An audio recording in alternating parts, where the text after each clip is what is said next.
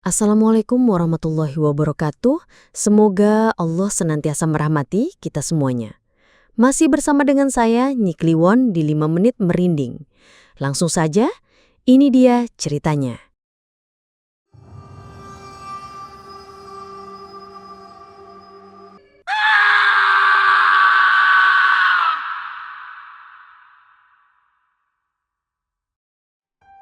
Suara jangkrik meratapi kesunyian, bersahutan dengan desau angin malam yang mengelilingi Taman Pemakaman Umum, TPU Jeruk Purut.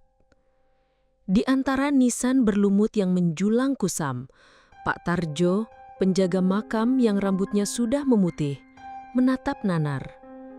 "Nak, kalau kalian berani cari hantu," suaranya serak, penuh peringatan.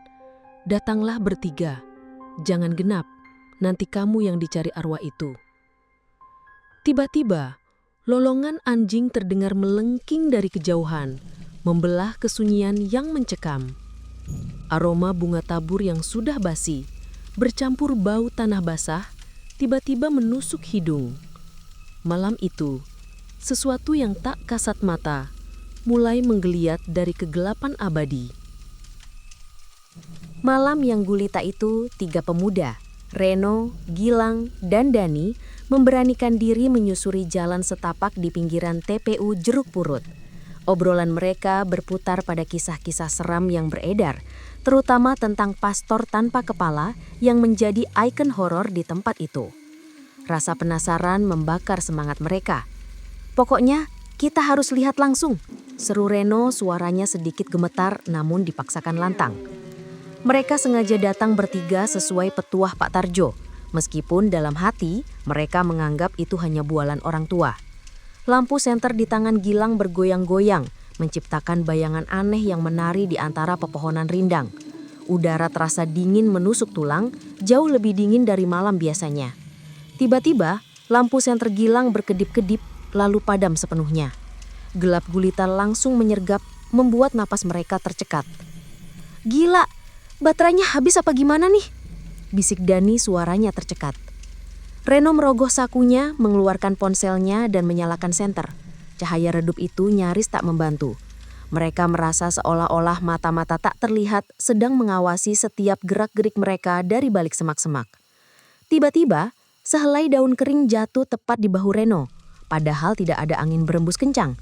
Mereka saling pandang, keringat dingin mulai membasahi pelipis. Hening yang menyelimuti mereka pecah oleh suara langkah kaki yang berat dan menyeret. Seolah-olah ada seseorang berjalan pelan di belakang mereka. Gilang, yang berjalan paling belakang, tiba-tiba mematung. Jantungnya berdebar kencang, memukul-mukul dadanya dengan brutal.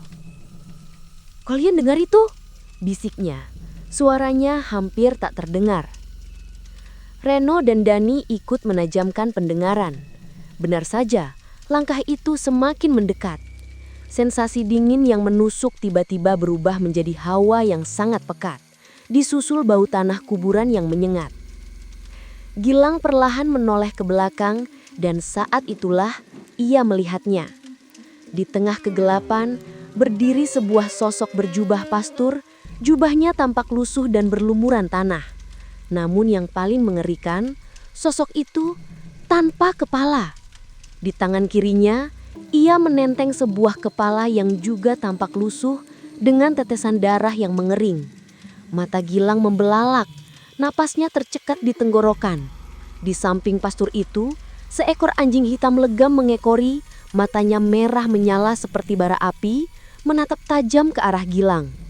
Tiba-tiba, anjing itu menyalak pelan, sebuah suara yang terdengar seperti rintihan. Gilang menjerit, sebuah jeritan pilu yang memekakkan telinga. Ia langsung roboh, lututnya lemas tak bertenaga.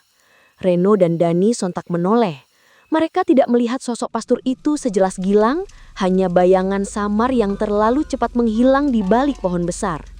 Mereka panik, berusaha membangunkan Gilang yang terkapar tak berdaya, wajahnya pucat pasi.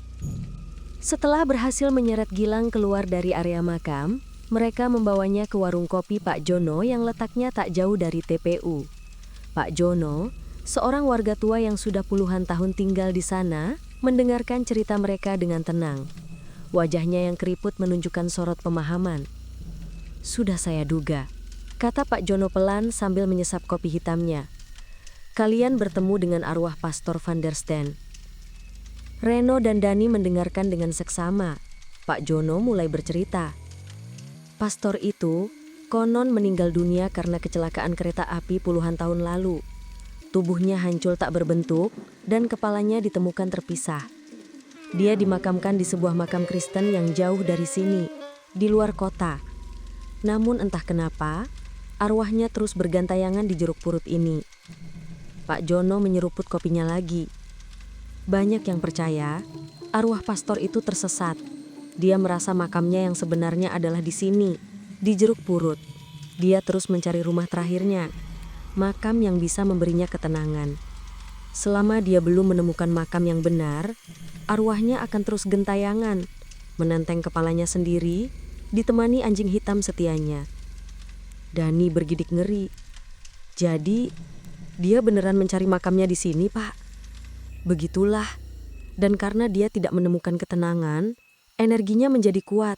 Dia bisa menampakkan diri, terutama pada orang-orang yang berani mencari sensasi. Apalagi kalau jumlahnya ganjil. Kalian beruntung, cuma bertiga. Kalau genap, mungkin sudah lain ceritanya. Tiba-tiba, Pak Jono menatap Gilang yang masih terbaring lemah. Sepertinya dia terganggu parah. Butuh ruqyah itu. Rasa penasaran yang tak terpuaskan dan keinginan untuk membuktikan keberanian mendorong Reno dan Dani kembali ke jeruk purut seminggu kemudian, tepat di malam Jumat Kliwon. Gilang tidak bisa ikut. Ia masih dalam proses pemulihan dan sering mengigau. Kali ini mereka datang berdua, nekat, tanpa memperdulikan peringatan Pak Tarjo. Mereka membawa kamera dan peralatan lainnya, bertekad untuk merekam penampakan pastur itu. Suasana malam itu jauh lebih mencekam dari sebelumnya. Udara terasa berat, seolah-olah ada sesuatu yang tak terlihat sedang menekan mereka. Tiba-tiba, di tengah nisan-nisan tua, mereka mencium bau dupa yang menyengat, padahal tidak ada seorang pun di sana. Mereka saling pandang, bulu kuduk mereka merinding. Tiba-tiba, sebuah taburan bunga melati berhamburan dari atas nisan di dekat mereka, seolah-olah ada tangan tak terlihat yang melemparkannya. "Ini nggak beres, Ren," bisik Dani, suaranya bergetar hebat. Belum sempat Reno menjawab, tubuh Dani tiba-tiba menegang. Matanya membelalak, mulutnya terbuka, namun tidak ada suara yang keluar. Tubuhnya mulai bergetar hebat, kepalanya mendongak ke atas. Tiba-tiba, Dani mengeluarkan suara geraman dalam, bukan suara Dani. Suara itu terdengar berat, menyeramkan, dan asing. Reno tersentak, menyadari Dani kerasukan. Tiba-tiba, mata Dani melirik tajam ke arah Reno, seolah-olah ada entitas lain yang sedang menatapnya. "Pergi," suara itu keluar dari mulut Dani, namun itu bukan suara Dani. "Ini bukan tempatmu." Tiba-tiba, tubuh Dani jatuh tersungkur ke tanah, kejang-kejang. Reno segera menarik Dani menjauh dari sana, panik dan ketakutan. Mereka berlari tanpa henti sampai ke pinggir jalan raya. Dani akhirnya sadar, namun ia terlihat sangat syok. Wajahnya pucat pasi, matanya kosong. Reno mencoba menenangkannya, namun Dani hanya terus terdiam. Setibanya di rumah, Dani mulai bercerita. "Ren, tadi dia mendekat." Suaranya berbisik, seolah takut didengar oleh entitas lain. Pastor tanpa kepala itu, dia menundukkan kepalanya ke arah wajahku. Reno menatap Dani dengan ngeri. "Maksudmu, kepalanya yang dia tenteng itu?" "Iya, aku melihatnya. Matanya terbuka lebar, menatapku kosong." Sejak malam itu, Dani tak pernah sama. Ia terus diganggu mimpi buruk yang mengerikan, selalu tentang pastor tanpa kepala yang menatapnya. Ia sering terbangun di tengah malam dengan keringat dingin, mendengar lolongan anjing yang sayup-sayup. Padahal tidak ada anjing di sekitar rumahnya. Aroma tanah basah dan dupa seringkali tiba-tiba tercium, membuat perutnya mual dan kepalanya pusing. Ia bahkan pernah beberapa kali melihat bayangan hitam melintas di sudut matanya. Pengalaman di Jeruk Purut telah membekas dalam jiwanya, mengubahnya menjadi sosok yang pendiam dan penakut. Kisah-kisah tentang pastor tanpa kepala di TPU Jeruk Purut tak pernah padam. Beberapa yang datang untuk mencari sensasi pulang hanya dengan trauma dan gangguan psikologis. Ada yang jatuh sakit tanpa sebab. Ada pula yang terus dihantui mimpi buruk, seperti Dani. Jeruk Purut tetap menyimpan rahasianya yang kelam, menjadi gerbang menuju dunia gaib yang tak terjamah.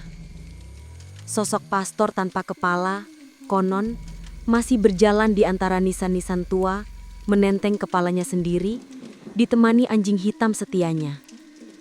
Ia masih mencari makamnya yang sejati, mencari ketenangan yang tak kunjung ia temukan.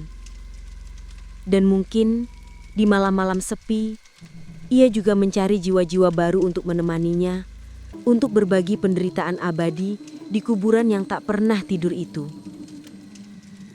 Bagi sebagian orang, Jeruk Purut adalah sekadar pemakaman.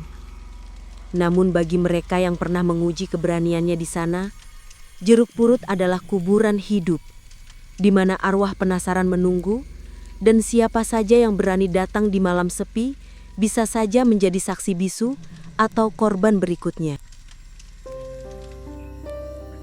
Bersama saya, Nyi Kliwon. Sampai jumpa di episode Mencekam selanjutnya. Jangan lupa subscribe, like, and share. Terima kasih. Wassalamualaikum warahmatullahi wabarakatuh.